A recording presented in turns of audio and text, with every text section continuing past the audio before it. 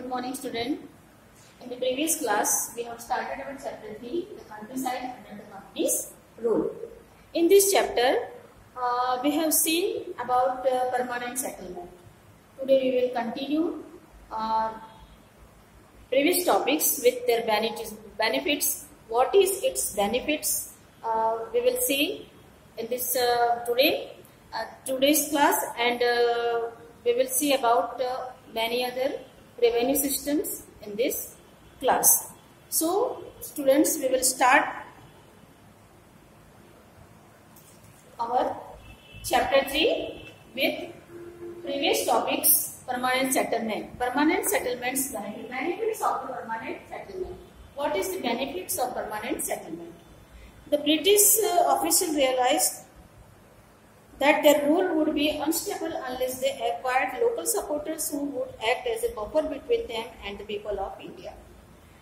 British officers को ये realise हुआ कि वो लोग जो लोकल सपोर्टर्स उसके थे, जो उनके और इंडियन पीपल के बीच में सपोर्ट करते, उनको जो एक चेन बना के रखे हुए थे, उनको उनके बिना वो अनस्टेबल है, मतलब उनके सपोर्ट की उनको जरूरत है. So they brought into existence wealthy and privileged class of zamindars. तो इसलिए जो समृद्ध और जो जमींदार को एक महत्वपूर्ण स्थान उनके अस्तित्व को माना. That would owe to its existence of British rule and who would therefore the compelled by its own basic interest to support it. और जमींदार भी अपने बेसिक इंटरेस्ट से ही उनको सपोर्ट भी करते थे. सेकंड बेनिफिट्स क्या था इसका कि the permanent settlement guarantee stability income. Permanent settlement से क्या होता था कि गवर्नमेंट को एक इनकम की स्टेबिलिटी थी. उसमें परमानेंट सेटलमेंट में यही था ना कि एक फिक्स्ड रेवेन्यू फिक्स्ड अमाउंट में उनको फिक्स्ड ड्यू डेट पे मिलनी चाहिए.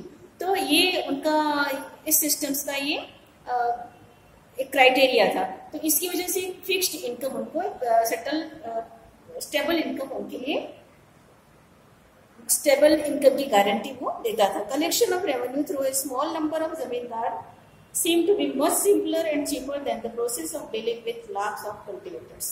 तो इससे उनको जो बड़े बड़े कल्टिवेटर्स होते थे उससे ज्यादा अच्छा इनको ये सिंपली बहुत चीपर तरीका था कि वो उनको एक सेटल्ड इनकम उनके लिए कंटिन्यूस बनी रहती थी.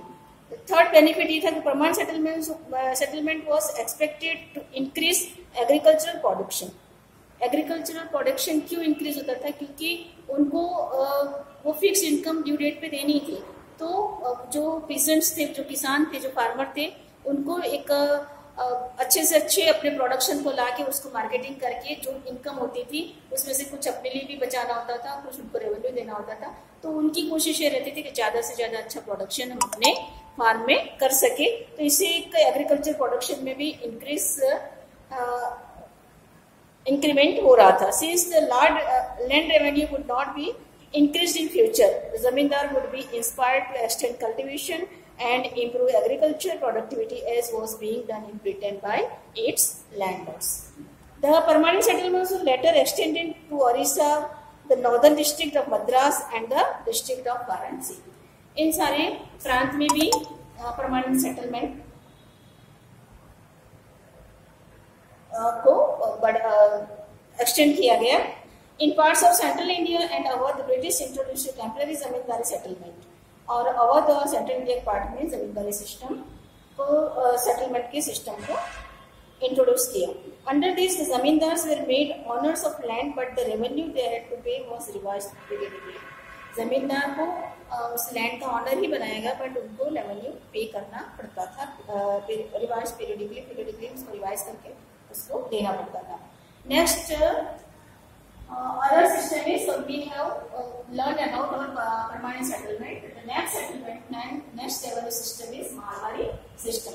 What is in Marwari system? What is Marwari system? Marwari system क्या होता है? Permanent settlement we have seen that a fixed due date, fixed revenue and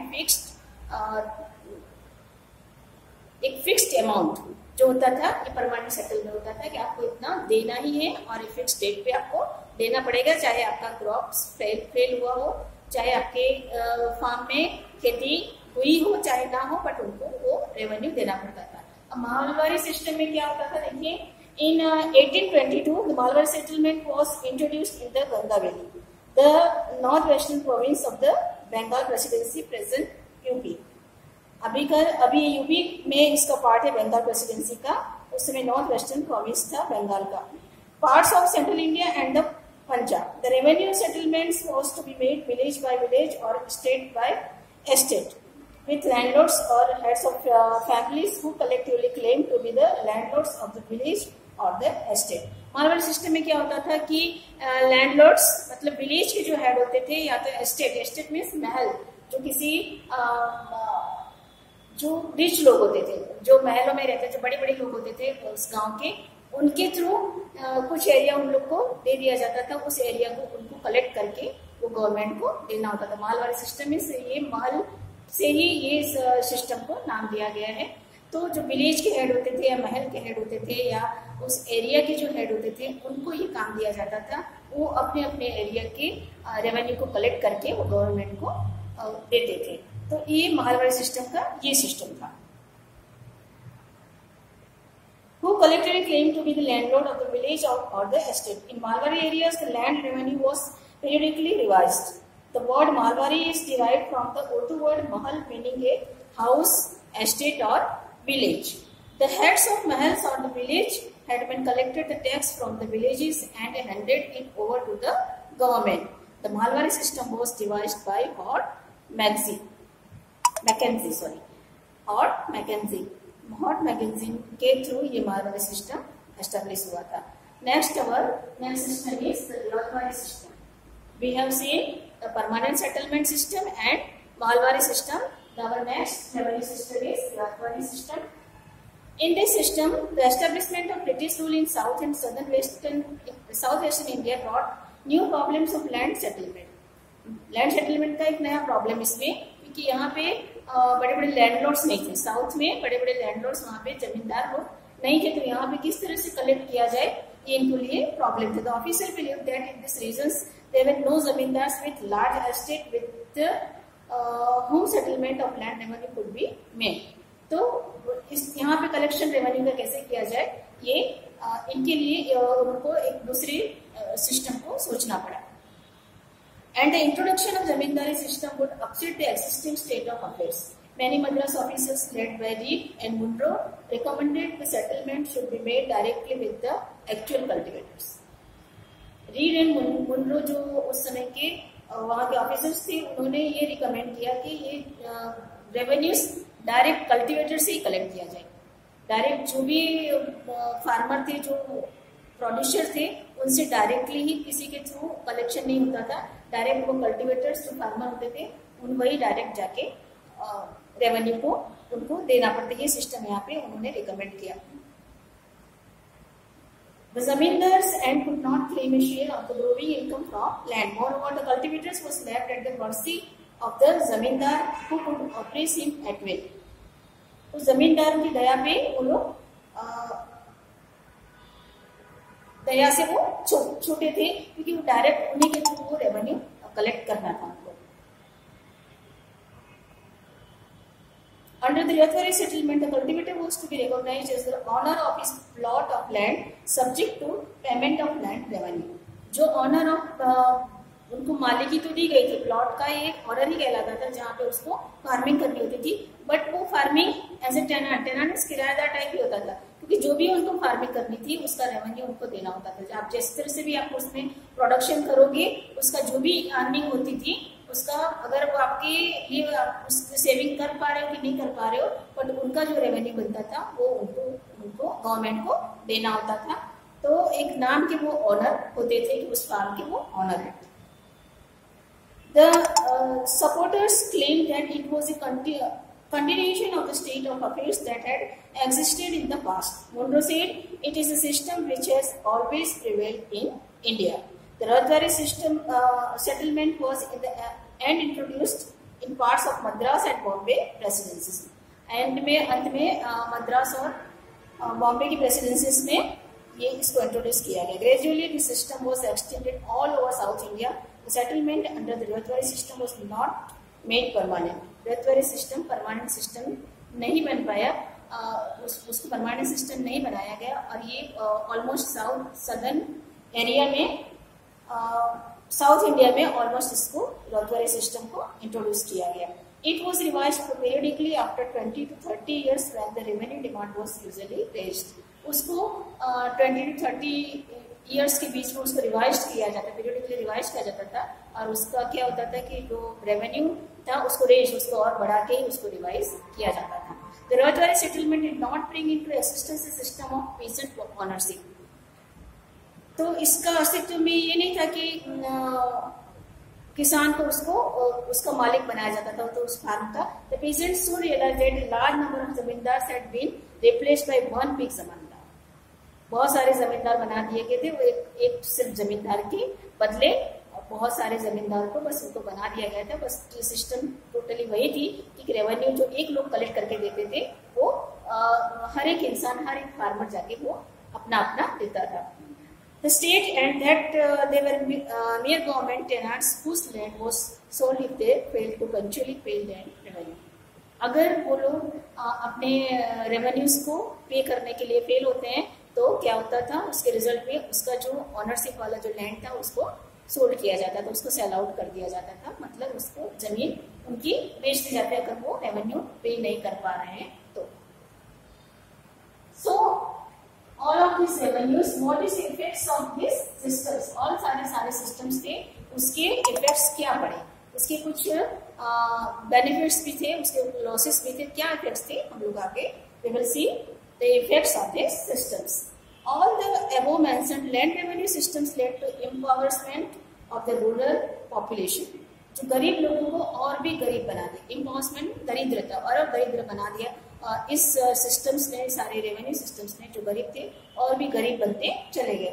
everybody exploited the peasants and there were frequent agrarian payouts. सब लोग बस किसानों को कुचलने में ही सारे सिस्टम जितने भी बन रहे थे उसमें सारा सबसे ज्यादा शोषण किसानों का ही होता था. The position of landlords was reduced to being mere rent collector. और जमींदार का पोजीशन क्या हो गई थी, जमींदार सिर्फ एक लैंड कलेक्टर के रूप में ही उनको उनका स्थान रह गया था. जमींदारी का मतलब था कि उनको लैंड कलेक्ट रेवेन्यू कलेक्ट कर करके उनको देना होता था गवर्नमेंट को. Nothing was done to improve agriculture. और एग्रीकल्चर खेती में कोई इम्प्रूवमेंट नहीं थी क्योंकि किसी को इसमें इंटरेस्ट नहीं था. उनको सबको लगता था कि जितना भी इनकम होगा तो हमें तो देना ही है. तो न तो फार्मर को इंटरेस्ट रह गया था और न तो जमींदार को भी क्या था कि जितने भी सारे फार्मर से लैंड कलेक्ट रेवेन्यू कलेक्ट करके उनको किसी और को ही देना रहता था. तो सारे इंटरेस्ट जो थे कि खुद के लिए उनको कोई कुछ बच नहीं पाता था, इसलिए इन लोग का इंटरेस्ट एग्रीकल्चर में कम हो रहा है जिससे प्रोडक्शन भी कम हुआ. Failure of rains brought about famines. और अगर बारिश नहीं हुई तो एक ड्रॉट फेमाइन्स, ड्रॉट मीन्स सूखा जिसको कहते हैं. तो इसकी बारिश ना हो तो सूखे की वजह से भी एक वहां की स्थिति बहुत दयनीय थी. The worst famines was the Bengal famine of 1943. सबसे बुरा सूखा कब पड़ा था, ड्रॉट कब पड़ा था, 1943 में बंगाल में पड़ा था. Lakhs of people died due to shortage of food. लाखों लोग वहां पे खाने के बगैर उनकी डेथ हो गई थी. And also no money to buy food. खाना सूखे की वजह से खाना पैदा ही नहीं हुआ था, एग्रीकल्चर फार्मिंग हुई ही नहीं थी और उनके पास खरीदने के लिए पैसे भी नहीं थे. तो लाखों लोगों की इस तरह से, इस वजह से, भूखमरी की वजह से डेथ हो गई थी. Both the zamindari and Ryotwari system created a new kind of private property. Earlier people paid tax in kind. Now whenever the peasant or zamindar were unable to pay revenue in cash in time, the government auctioned his land or else the peasant sold part of his land. तो आपको जैसे बताया कि अगर वो पे नहीं कर पा रहे हैं, अगर वो पेएबल नहीं है, उसके एबल नहीं कि वो रेवेन्यूज को पे कर पाए, तो उनकी जो जमीन थी या तो कब्जा कर लेते थे या तो उसको सोल्ड कर देते थे, उसको सेल आउट कर देते थे. In this way, land became sellable and transferable. तो इससे क्या होता था कि वो जमीन या तो बिक जाती थी या तो ट्रांसफर हो जाती थी. मतलब वो ऑनरशिप जो फार्मर की थी वो ऑनरशिप गवर्नमेंट की हो जाती थी. तो इस तरह से ये चीजें इससे शुरू हुई. The revenue system encourage competition and individualisation. People started producing for the market instead of fulfilling the needs of village population. तो एक बेनिफिट इसके थोड़ा बहुत ये हुआ कि जो लोग हैं एग्रीकल्चर में इंटरेस्ट लेके उसको ज़्यादा से ज़्यादा बढ़ाने की कोशिश करने लगे, क्योंकि रेवेन्यू देने के बाद भी मार्केट से उसको सेल करके अपने लिए भी कुछ बचा सके, और जो सिर्फ विलेज पॉपुलेशन के लिए जितना वो लोग प्रोडक्शन करते थे उससे वो ज़्यादा प्रोडक्शन करके उसको मार्केटिंग के लिए भी प्रोडक्शन करने के लिए सोचने लगे। तो कुछ बेनिफिट्स एंड कुछ लॉसेस के साथ उसके इफेक्ट्स में। So students, today our topics is over. Today's topics is over today, and we will continue this chapter in the next class.